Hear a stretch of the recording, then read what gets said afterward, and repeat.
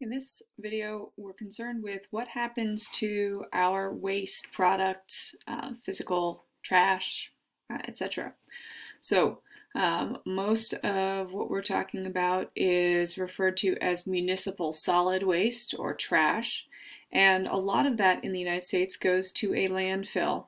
These days, landfills have to be constructed so that they do not allow waste products out into the environment. So the more technical term is a sanitary landfill.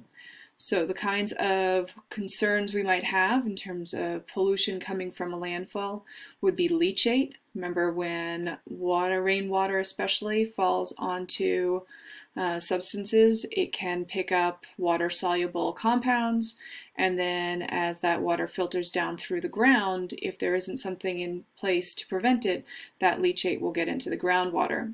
And so a sanitary landfill has multiple layers to prevent liquid from simply diffusing into the ground. And so that's something like plastic synthetic liners. You can see an example of what that looks like here on a landfill. And then also clay is rather impermeable. So both of those things are involved in preventing leachate from reaching the environment. And then there's usually a capture method for actually obtaining that liquid and then treating it. Because there can be acids and metals that have gotten into that, it tends to be treated as hazardous waste, even from a regular landfill. So another thing about a sanitary landfill is there do tend to be some monitoring wells nearby. And then the other kind of pollution we worry about these days is stuff like methane. Remember, there can be biological waste in there. Organic compounds can break down in an anaerobic environment because there's no oxygen and produce methane, and so a lot of sanitary landfills these days have systems for catching that. And we see what it looks like over here. This is a capped landfill that already has grass growing on top, but you can't just leave that as it is or it would be releasing methane into the environment, which is a greenhouse gas, and we know that's problematic. So these pipes capture the methane and either burn it off or more smartly turn it into electricity. The other thing to know is that when landfills have been capped, people are looking at different ways of using them. So this one has solar panels on top of it, but we even have examples of capped landfills becoming parks like Flushing Meadows in New York and Queens. If you have materials that are more hazardous, but are mostly solid, you need to have a more carefully lined hazardous waste landfill, and that has much thicker impervious layers and has to be in an area where it's further away from the water table, and then of course very careful monitoring for leachate because that can be toxic. If you are dealing with hazardous liquids that somehow didn't get taken care of, hazardous liquids, they can't be put into a landfill, and so a lot of them are dealt with by being injected very deep underground. So we can see this is on order of thousands of feet deep, and way below any potential aquifers or water levels, and lots of layers of protection to avoid leaking into the ground. The problem that we're starting to see is that with fracking becoming very popular because we can produce a lot of natural gas rather cheaply, the liquid that is produced from a fracking endeavor, it has to be treated like hazardous waste because it is, we don't know exactly what's in that. And so we're producing right now in the United States much, much greater volumes, on orders of magnitude greater volumes of liquid that has to be treated as hazardous waste. And so we are really overusing the deep well injection sites that we have. An alternative to simply throwing away municipal solid waste, or trash, is to burn it in a waste-to-energy plant. which is another name for an incinerator that produces electricity.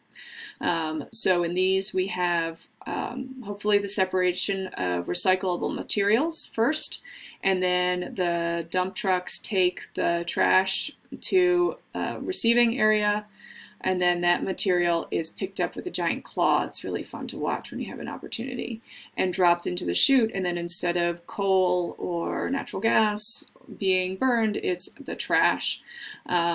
Materials are separated out, so we have ash that has to be separated out, but we have the combustion of waste material that then produces electricity, and but again, as with any other power plant, we have this ash that has to be dealt with as sometimes it's rather toxic and has to be treated in the hazardous waste landfills, but the volume goes from, it's something like a 90% reduction in volume.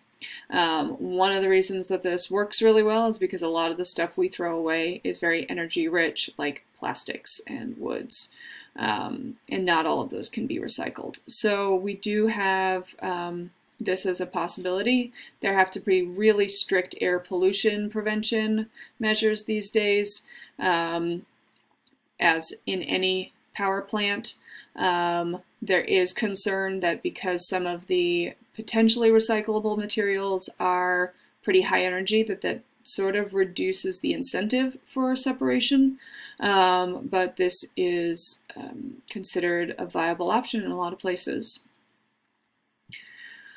Recycling.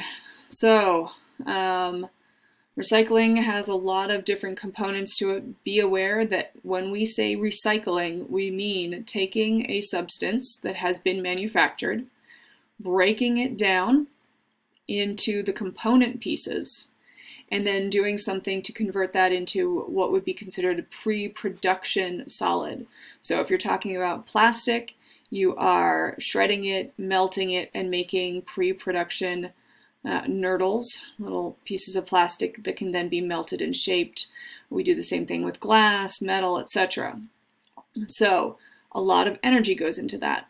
In the United States, we have a lot of single stream sorting, which is what we're seeing here, where you put all of your materials into one single bin, and then at the MFR,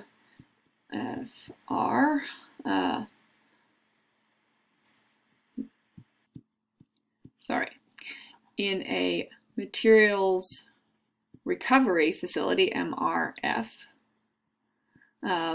then those materials are separated. And so you can see this is sort of a big picture of one. Different types of cans and glass bottles and paper and plastics are brought in, and then they're sorted by weight and by ability to float, and then also humans are involved in separating out those materials. So this is what happens in a single stream recycling situation. In other countries, they do require the separation. So we've got glass versus trash versus plastic recyclables versus paper versus composting. And so in Germany, that's where this comes from, you would have different bins for all of those different types of recyclables. Another thing to be aware of is we say plastic like it's a single entity, but in reality, those numbers on the bottom of your plastic container actually tell you what type of plastic it is. So for example, number 1 is polyethylene terephthalate, fairly recyclable.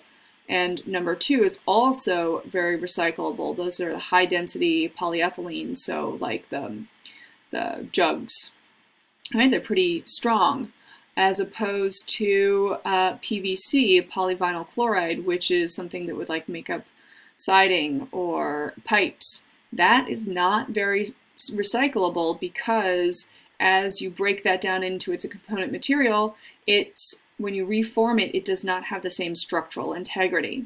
Other things like polystyrene, very, very lightweight, styrofoam, that isn't recyclable, but that's because it's so lightweight, it's actually hard to get much volume and therefore is not economically valuable.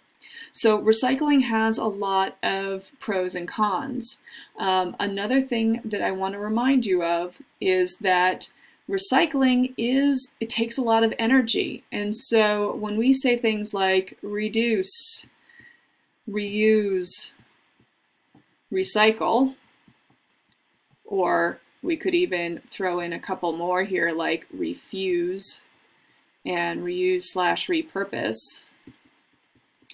These are in a specific order, not just because it sounds nice, but actually in the order of efficacy in terms of improving our environmental impact.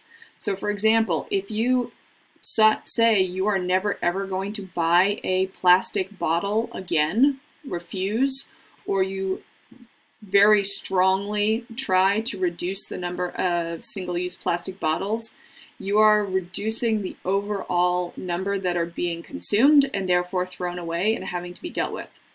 If you use it multiple times, turn it into something else, again, there are fewer of these items to deal with in a processing plant. Recycling, while it means that we don't have to take that raw material and we're reducing the amount of impact that comes from the extraction and processing of a raw material, we do still have to wash it and then break it down into its components and heat it up and reform it.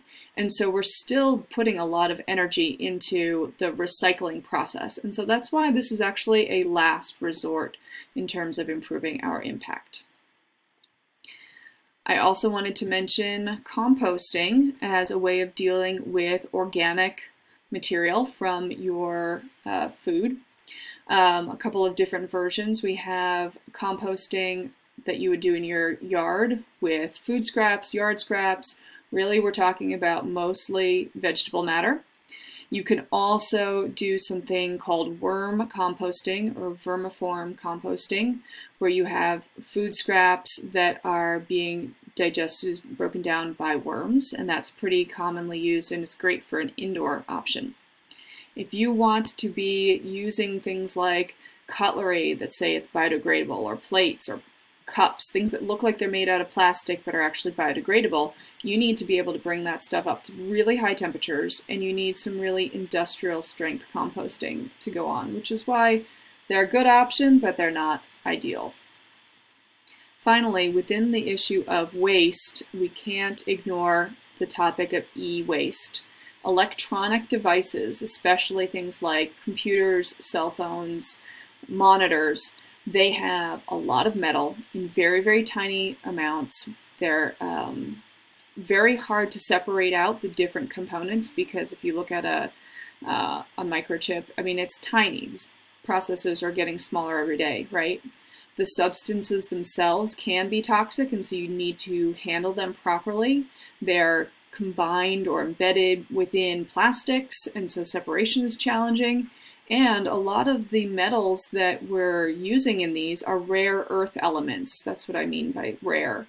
Remember, it takes a lot of mining to get these in large enough quantities, and so the amount of the rare earth elements that are represented in dead cell phones is ridiculous. When you add in the fact that economically we have planned obsolescence, meaning there's a brand new version of your phone and it's not going to it's not designed to last you for more than a few years, and the way that they're being designed these days really discourages and makes it very challenging to repair them, we have a big challenge ahead of us in figuring out what we're going to do with the e-waste that we are producing as a society these days. There's a lot of materials, and the way that our economic incentives for using them is just really, it's really challenging to figure out what we're going to do with that stuff.